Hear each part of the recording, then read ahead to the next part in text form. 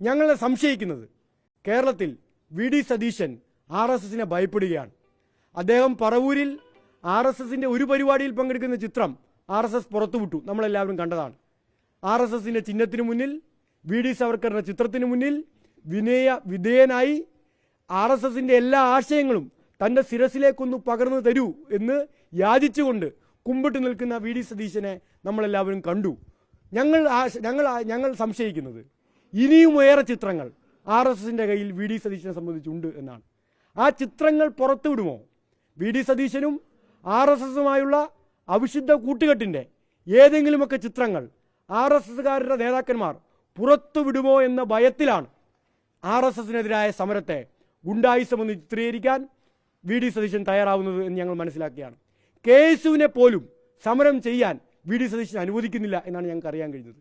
RSSനെതിരെ സമരം ചെയ്താൽ കൈകാര്യം ചെയ്യും എന്ന് KSUകാരെ വി.ഡി. സതീശൻ ഭീഷണിപ്പെടുത്തുകയാണ്.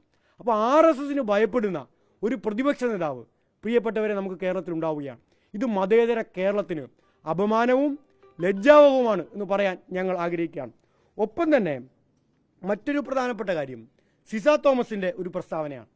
സിസ തോമസ് പറയുന്നത് ജോലി തടസ്സപ്പെടുത്തി എന്നാണ്. SFIയുടെ സമരം ഇന്നലെ കേരള സർവകലാശാല ക്യാമ്പസിൽ ജോലി തടസ്സപ്പെടുത്തി എന്നാണ്.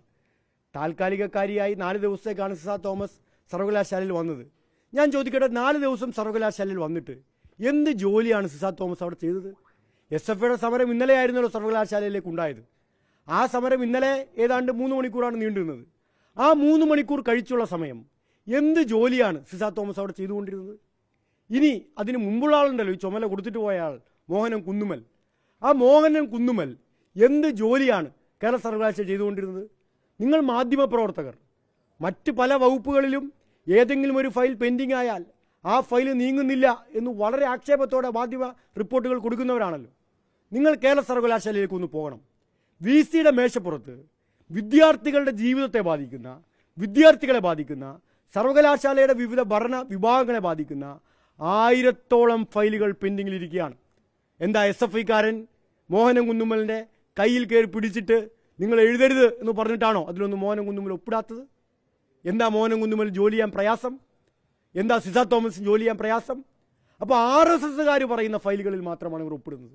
ഇനി ഉദ്യോഗസ്ഥർ സ്ഥിതിയോ?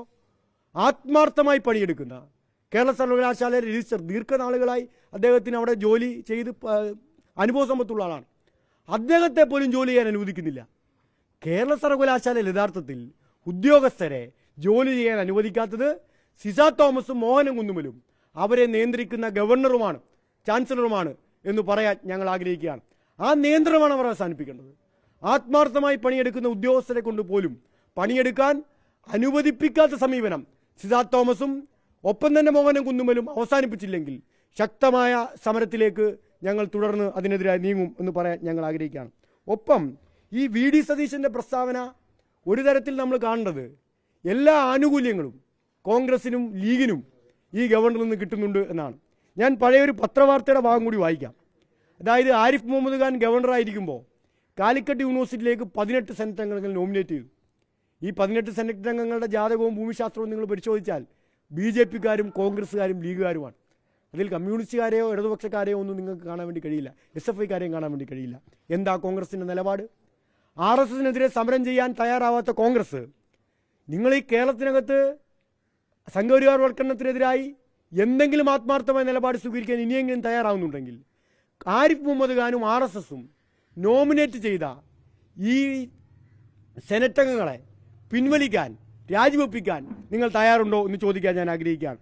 ലീഗിൻ്റെ പ്രധാനപ്പെട്ട നേതാവാണ് TPM ഹാഷിർ അലി, സെനറ്റ് മെമ്പറാണ് കാലിക്കറ്റിൽ, ഗവർണർ നോമിനേറ്റ് ചെയ്തതാണ്. അതുപോലെ തന്നെ ഗവർണർ നോമിനേറ്റ് ചെയ്തതാണ് ഇപ്പോഴത്തെ അവിടുത്തെ vice chancellor doctor P. Raveendran. അവിടുത്തെ സെനറ്റ് അംഗമായിരുന്നു. പിൽക്കാലത്ത് അദ്ദേഹത്തെ വൈസ് ചാൻസലറായി ഗവർണർ തീരുമാനിച്ചു. ആരാ ഈ ഡോക്ടർ P. രവീന്ദ്രൻ? ഈ ഡോക്ടർ P. രവീന്ദ്രൻ എന്ന് പറയുന്ന ആൾ നിർഭാഗ്യവശാൽ കോൺഗ്രസിൻ്റെ അധ്യാപക സംഘടന നേതാവാണ്.